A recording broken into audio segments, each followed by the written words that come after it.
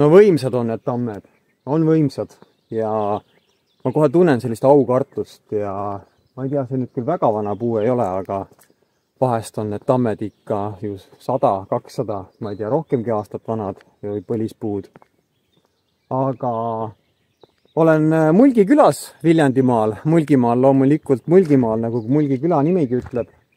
Ja tutvustan sulle ühte maakohta, talukohta, maakodu ja siit samast on sinna siis kinnistule pääs.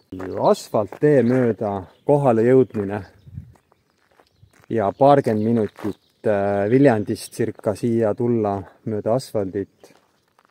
Ja ma alati, kui ma majade juurde jõuan, ma vaatan, kuidas see sinna maja juurde saabumine on, sinna kohale jõudmine on. Ja siit keerad sisse, mõned sellised suured puud siin tee ääres ja siis jõuad sinna taluhoovi välja ja juba see sisse pööramine, see tulek sealt Viljandist siia ja siit tee pealt maha keeramine, kõik see koju jõudmine, suvekoju jõudmine on ju tegelikult oluline ühe koha ostu puhul ja loomulikult siis see täpik sii peal on see koht ise. Kui see ei ole üks mõnus maakodu, siis mis veel on? Mõnus parajasuurusega kinnistu, parajasuurusega maja, tule nokitse, tee korda, säti, naudi, niida muru, ära niida muru.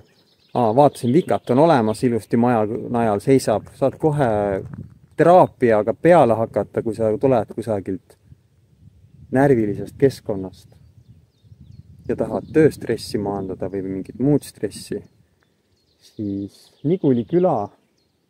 Kas ma ütlesin enne Mulgi küla? Mulgi küla on siin kõrval. Ma olen tegelikult Niguli külas. Aga üks Mulgimaa kõik.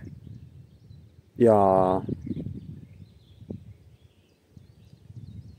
kirjuta, helista mulle, kui sul see koht huvi võiks pakkuda.